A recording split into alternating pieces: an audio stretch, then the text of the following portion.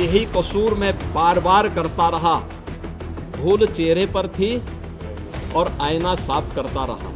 तो धूल चेहरे पर थी और मैं आईना साफ करता रहा। योगी जी शायरी बड़ी अच्छी कर लेते हैं। विधानसभा सत्र के पहले दिन ही उसका नमूना सबने देखा। असल में ये बात अखिलेश यादव के लिए योगी जी कह रहे थे या फिर खुद के लिए कह रहे थे? सरकार पर प्रश्न चिन्ह लगा रहे थे, क्योंकि कफ सिरप कांड में जिस तरह से खुलासे हो रहे हैं और जिस तरह से सजातीय लोगों के नाम बाहर आ रहे हैं, कहानी तो कुछ और ही जान पड़ती है। कहने को ताबड़तोड़ एक्शन हो रहा है, लेकिन बुलडोजर वहां तक नहीं पहुंच पा रहा जिनके इशारे पर बच्चों की जान को ताक पर रख दिया गया। अखिलेश यादव ने नाम लिया तो योगी आदित्यनाथ इतना चिढ़ गए कि एक पन्ने को ही पूरी कहानी बताने में लग गए।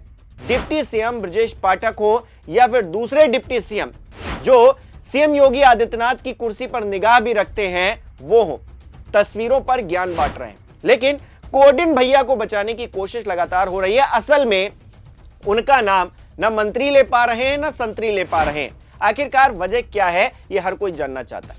हालांकि दूसरी तरफ अखिलेश यादव भी पीछे नहीं है। योगी जी के आईने वाले नहले पर उन्होंने हुक्मरानों वाला दहला दे मारा है। उन्होंने ट्वीट कर तुरंत कहा कि जब खुद फंस जाओ तो दूसरे पर इल्जाम लगाओ। यह खेल हुआ पुराना, हुक्मरान कोई नई बात बताओ। जाहिर तौर पर सरकार सवालों के घेरे में है, जिस तरह से कफ सिरप का कांड हुआ है, लेकिन उंगली विपक्ष पर उठाई जा रही है सत्ता पक्ष की तरफ से, जबकि जवाबदेही खुद की तय करने की जरूरत है। अगर साबित हो जाए तो योगी आदित्यनाथ अखिलेश यादव को जेल में डाल दें, लेकिन साबित कुछ हो नहीं पा रहा है। आम आदमी पार्टी के केस में हम सबने देखा ना दोस्तों, टॉप लीडरशिप को जेल में ठूस दिया गया, सभी बाहर आ गए, लेकिन भाजपा का चाल चरित्र और चेहरा एक बार फिर बेनकाब हो गया कि किस तरह से ईडी सीबीआई की धौंस दिखाकर ये विपक्षी दलों को धमकाते हैं, डराते हैं, परेशान करते हैं।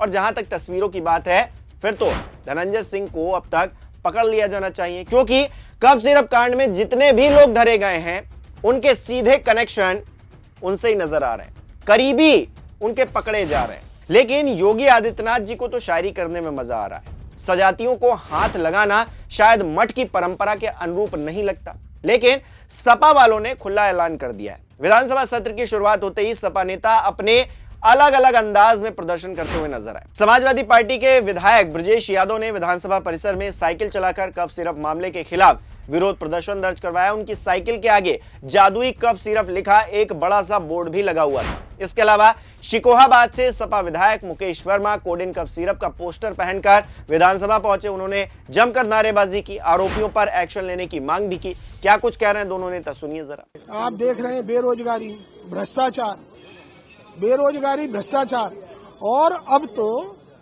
तो सारी सीमाएं टूट गई। जहर बेच रहे हैं, दवाई के नाम पर जहर, मेडिसिन के नाम पर जहर। बड़े बड़े लोग शामिल हैं, धन्ना सेठ शामिल हैं। इनके घर कब बिल्डोजर जाएगा? इनके घर कब बिल्डोजर जाएगा?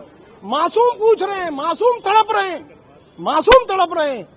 अभिभावक को ये नहीं पता, जिसका पेशेंट एडमिट है उसे ये नहीं मालूम कि इनमें क्या है, ये पिला रहे हैं, क्या खिला रहे हैं। 60 कंपनियां खोली गई, 60 कंपनियां खोली गई, और उसमें करोड़ों रुपए का, 10,000 करोड़ रुपए का टर्नओवर हुआ है, और जहर बेचा जा रहा है। जहर का धंधा बंद करें सर। देखिए, जिस तरह से पूरे के पूरे प्रदेश में और देश में इस बात की चर्चा है कि भारतीय जनता पार्टी के लोगों ने जो जहरीली कफ सिरप पिलाई, जिससे गरीब के बच्चों को मारने का काम किया और अरबों खरबों रुपए कमाकर लोग विदेश भाग गए, और भारतीय जनता पार्टी की सरकार उन लोगों को संरक्षण देने का काम कर रही है। तो ऐसे लोगों को सरकार तुरंत गिरफ्तार करे, जेल भेजने का काम करे। सत्र का पहला दिन है आज, क्या किसी मुद्दे पे बात? आज हर मुद्दे पे, वो गरीब, मजदूर, किसान, नौजवान, बुनकर, बेरोजगार, अधिवक्ता, शिक्षक, शिक्षा मित्र, हर मुद्दे पे सरकार को घेरने का काम करेंगे। तो दोस्तों, मासूम तड़प रहे हैं, बुलडोजर कब चलेगा? इस सवाल का जवाब आज हर कोई जानना चाहता है। आईपीएस अमिताभ ठाकुर अगर सवाल उठाएंगे तो उन्हें 25 साल पुराने केस में जेल के अंदर ठूस दिया जाएगा। योगी के करीबी का नाम निकलकर सामने आएगा तो फिर केस दर्ज करवा दिया जाएगा। यही तो असल में राम राज्य है दोस्तों। लेकिन ठाकुर साहब के जज्बे को सलाम कि पुलिस वैन के अंदर बैठकर भी वो योगी आदित्यनाथ से डर नहीं रहे हैं। शासन प्रशासन जिस तरह से उनके साथ बर्ताव कर रहा है, वो घबरा नहीं रहे हैं, बल्कि बखिया उधेड़ रहे हैं। किस तरह से, देखिए जरा। है वो मुख्य रूप से कफ सिरप मामले में योगी द्वारा धनंजय सिंह और अन्य लोगों को बचाने के लिए मुझे फंसाया गया है। ये पूरी तरह फर्जी मुकदमा है। धनंजय सिंह और कंपनी को बचाने के लिए किया जा रहा है। दो आदमी उसमें हो जाए जी, यही एक कारण है और कोई कारण नहीं है। केवल फंसाने को किया जा रहा है, केवल फंसाने को और धनंजय सिंह एंड कंपनी को बचाने को कफ सिरप मामले में। लेकिन हम इस मामले को कफ सिरप की लड़ाई को लड़ते रहेंगे। ये पेशी कहाँ है आपकी?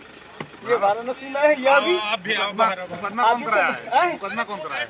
आदित्यनाथ के एक खास में, जिस पर उसका नाम है भोला, नाम अमरीश सिंह भोला। अमरीश किस थाने में मुकदमा हुआ है? चौक थाने में। कब हुआ है? 3-4 दिन पहले, जिसमें कहा गया है कि मैंने उनको बदनाम किया है। कफ सिरप मामले में मैंने उनको आरोपित किया है। जेल में किसी प्रकार की कोई आपको नहीं? जेल में दिक्कतें हैं।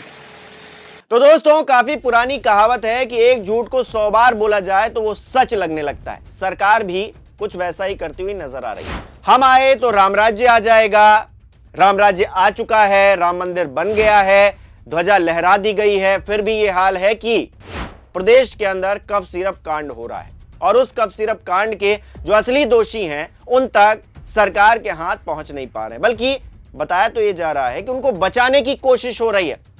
अमिताभ ठाकुर सीधे तौर पर ऐलान कर रहे हैं, कह रहे हैं वो कि उनको इसीलिए फंसाया गया है क्योंकि उन्होंने कहीं ना कहीं दुखती रग पर हाथ रख दिया।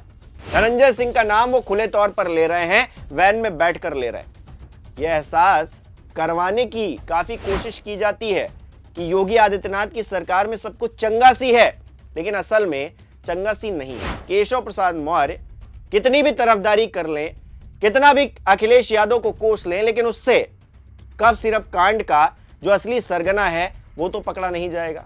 अब क्या कह रहे हैं केशव प्रसाद मौर्य, किस तरह से तस्वीरें दिखा रहे हैं, क्या उन्होंने वो तस्वीरें भी देखी हैं जिसमें जो कफ सिरप कांड में पकड़े गए आरोपी हैं उनके कंधे पर हाथ रख रखकर जो बाहुबली नेता हैं वो फोटो खिंचवा चुके हैं। कोडीन कफ सिरप के मामले में सरकार बहुत गंभीरता पूर्वक कार्रवाई कर रही है।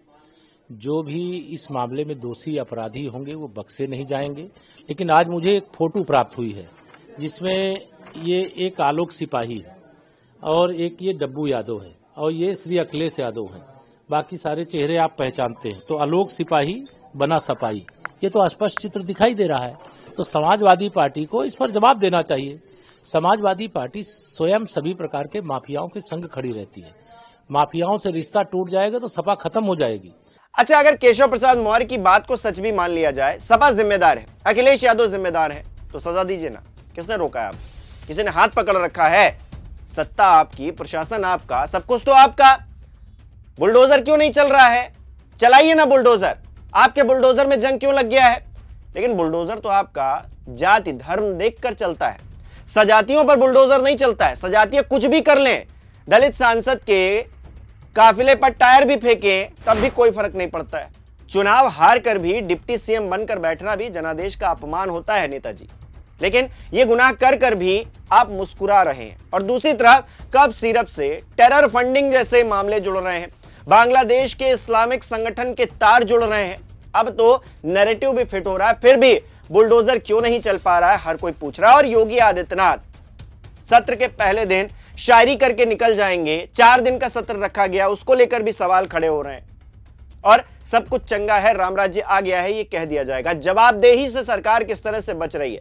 अखिलेश यादव पर तंज कस के अगर उन मासूमों की जान वापस आ जाए जिनकी जान कफ सिरप की वजह से चली गई, तो फिर ये सरकार खूब शायरी मारे और हम भी साथ देंगे। इस मंच पर खड़े होकर योगी आदित्यनाथ के साथ में जुगलबंदी करेंगे। लेकिन ऐसा तो हो नहीं रहा है। और जो आरोपी हैं उनको असल में पकड़ा जाए। जो बड़ी मछली है, जो मगरमच्छ बैठे हुए हैं इस कांड के, उनको जब तक जेल नहीं होगी तब तक इस तरह के मामले रुकने वाले नहीं हैं। सियासी तौर पर आप अखिलेश यादव को खूब कोस लीजिए, सियासी तौर पर दूसरे जो विपक्षी दल हैं उनको खूब कोस लीजिए, कुछ होने वाला नहीं है। अब सीएम योगी आदित्यनाथ की जो शायरी थी एक बार फिर से सुनते जाइए और आपकी जो राय है वो कमेंट बॉक्स में जरूर बताइएगा। इस वीडियो को लाइक करना, शेयर करना मत भूलिएगा। मेरे चैनल को सब्सक्राइब नहीं किया तो वो भी जरूर कीजिएगा। यही कसूर मैं बार बार करता रहा, धूल चेहरे पर थी और आईना साफ करता रहा।